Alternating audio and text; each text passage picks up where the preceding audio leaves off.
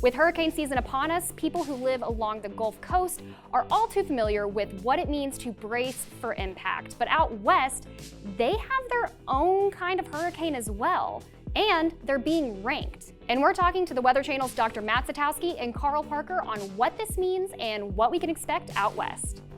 So we're going to start easy. What is an atmospheric river?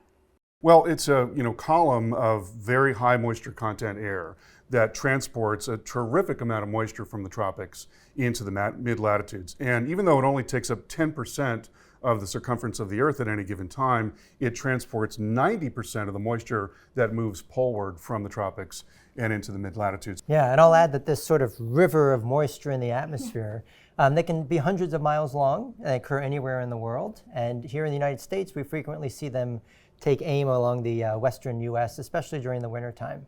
I've heard atmospheric rivers be compared to hurricanes on the west coast. Is that accurate?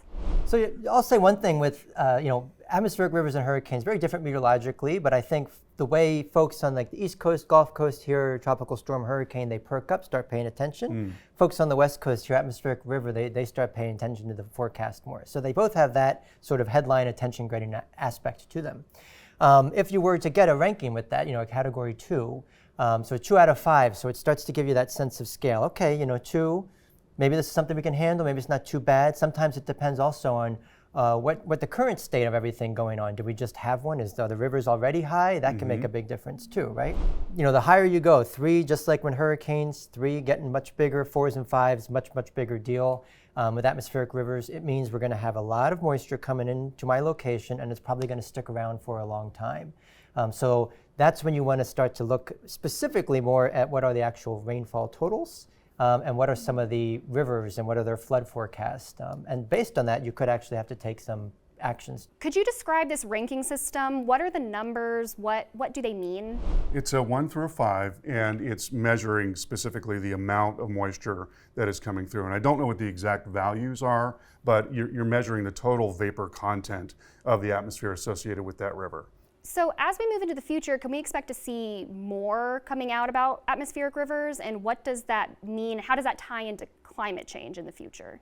Yeah, well, that's the big worry, because you're seeing an increased amount of evaporation over the oceans. And in general, with every degree of warming, you have 4 to 7% more moisture in the atmosphere.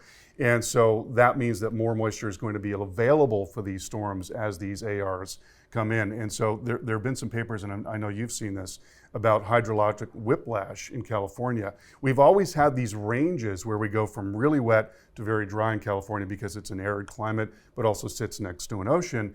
But when you increase the amount of evaporation over land and over water, you're increasing the range of those values. You can be drier in dry periods, and it can be wetter in wet periods. And so you're increasing your experience with all these wide swings in precipitation, which is precisely what we saw in California. We went from this terrible drought to now just knocking it out in the matter of 5 months. Yeah, big swings. And on both sides, as you mentioned, wetter getting wetter, and then with the heat, the evaporation over land increasing as well. It sounds like a nightmare for water managers trying to decide how much water to send out to communities and things like that. And the big challenge in California is going to be capturing more of that moisture, because for the trillions of gallons that came down on California in rain, and some of it was stored in snow, and that's really useful, but a lot of it went back out to the ocean. They can't capture it all right now, not even close to that. So it's going to be about finding ways to contain more of that moisture as it comes down. That's going to help with their water issue. Well, thank you both so much for being here. Carl Parker, Dr. Sitkowski, really appreciate it. Hope to see you in the future. Yeah, our pleasure. Thank you.